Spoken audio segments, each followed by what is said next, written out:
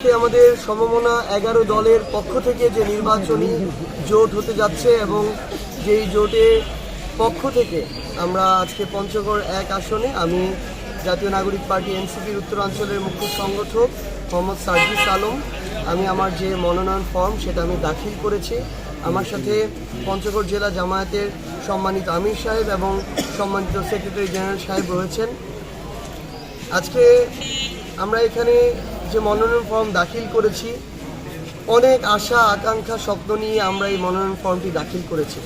এবং এটি শুধুমাত্র সম্ভব হয়েছে তাদের জন্য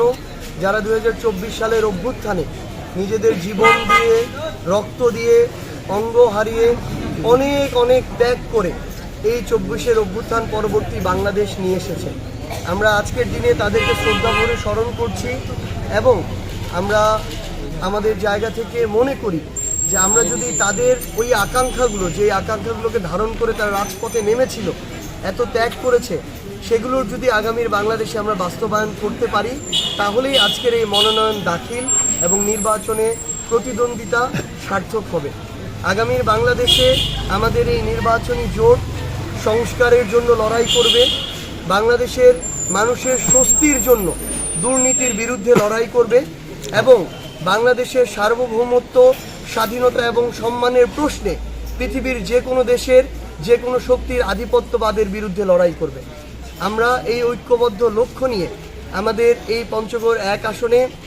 সমমনা 11 দল আমরা একসাথে কাজ করে যাব এবং ইনশাআল্লাহ এই পঞ্চগড় 1 আসনের মানুষের প্রতিনিধি হিসেবে আমরা আমাদের জায়গা থেকে মানুষের দোয়া আস্থা এবং সমর্থন নিয়ে আমরা সেই বিজয়ের লক্ষ্যে পৌঁছাবো ইনশাআল্লাহ। আমরা পঞ্চগড়ের মানুষের কাছে এটুকুই বলতে চাই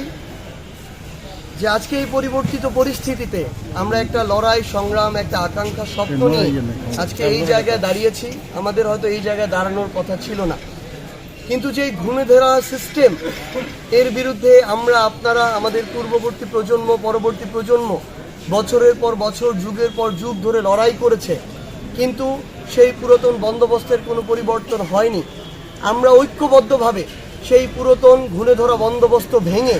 নতুন করে জনকল্যাণমুখী রাষ্ট্র ব্যবস্থা নির্মাণের জন্য আজকে এই জায়গায় দাঁড়িয়েছি। এই লড়াইয়ে এই সংগ্রামে আমরা আপনাদের দোয়া চাই, আমরা সমর্থন চাই, আমরা ভোট চাই।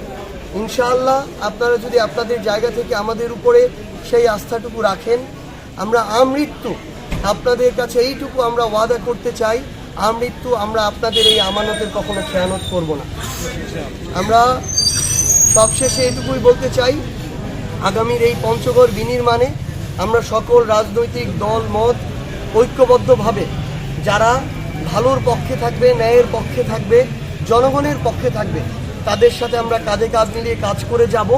এবং যারা যে কোনো ধরনের অপকর্মকে, জনগণের ভোগান্তিকে, জনগণের হয়রানিকে, দুর্নীতিকে প্রত্যক্ষ এবং পরোক্ষভাবে প্রশ্রয় দিয়ে যাবে, আমরা তাদের বিরুদ্ধে জনগণকে সাথে নিয়ে লড়াই করে যাব।